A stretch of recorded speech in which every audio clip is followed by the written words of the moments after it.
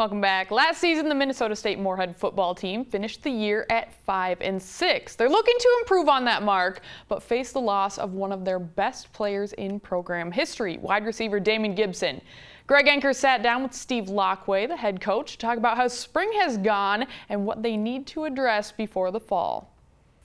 Yeah, it's great to be joined here by Coach Laqua here at MSU Moorhead. And Coach, I know as you're getting towards the end of spring football, your mindset is shifting more and more towards the 2018 season, but you've also had an opportunity now over the last few months to kind of reflect on 2017. And I know it's not a season that went the way that you had hoped it would. There's always been kind of that steady climb. Last year, though, a little bit of a setback. As you've reflected back on that season now, what do you feel just didn't quite go according to your plan? Well, you're right on a lot of reflection time.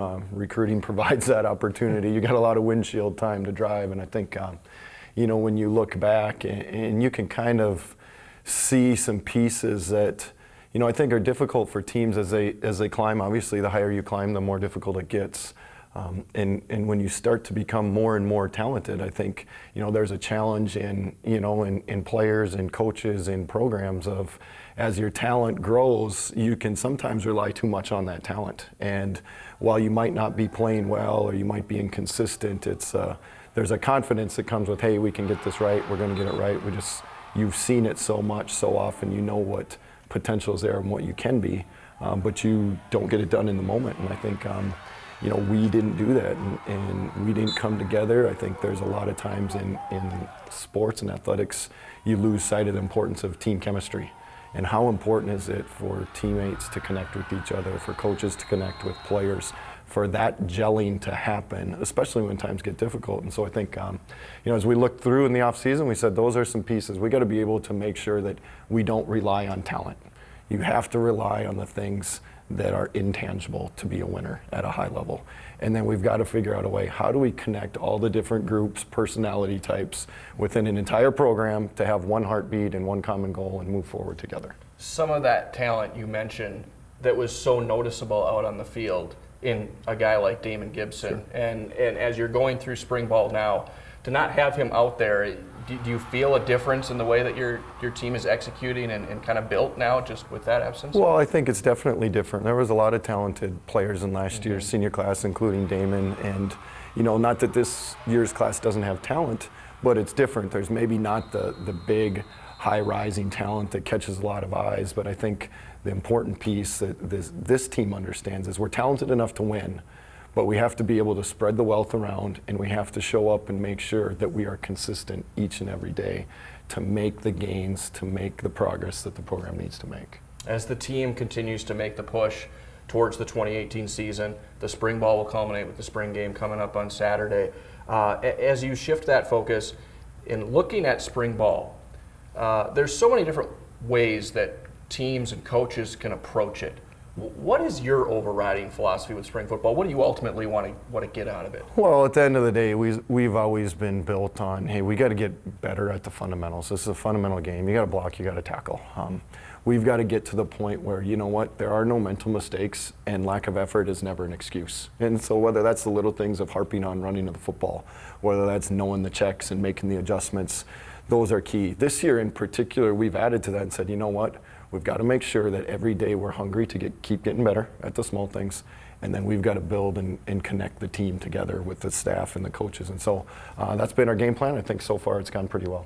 Your coaching staff has seen some very obvious changes during this offseason. You move Rob Hunt from defensive coordinator to offensive coordinator and offensive line coach. Joey Blackmore, who's been on your staff for a while, he's shifting into a role with Carlton Littlejohn, two guys that are names that a lot of people recognize from their days at North Dakota State and had successful careers there. Now they're coming in to be co-defensive coordinators together. What led you to blending those two together in that one role? Well, when you look at it, I think you know, those guys have a tremendous knowledge of the game, their background, you know, the experience they had at the Division I level, of a championship level, at you know, maybe one of the greatest dynasties in college football in at least the recent past.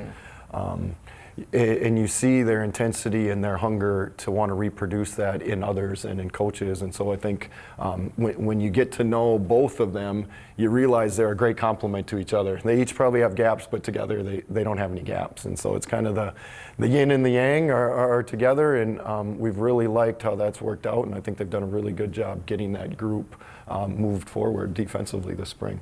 The 15th and final practice will culminate, as we mentioned, with the spring game coming up here on Saturday at Nimzik Field. How do you kind of take into account what all you've seen transpire over those, what will ultimately be the 15th practices that you've had, the 15 practices rather that you've had, what ultimately do you want to see come out of Saturday? Well, Saturday, number one as a coach, you want your guys to be healthy when it's all said and done, and so I think that's been a challenge for every football coach of how do you build toughness and compete and go at it hard, but make sure we're still safe and we're healthy. There's some consistency of play that we want to see out of the quarterback position. We know that that's a key part to our offense, and I think Jacob's done a really great job this spring picking up where he left off as far as executing the offense and learning it and showing great signs of progress. In reality, you look at him as a guy that started games and a veteran, but this is his first spring ball.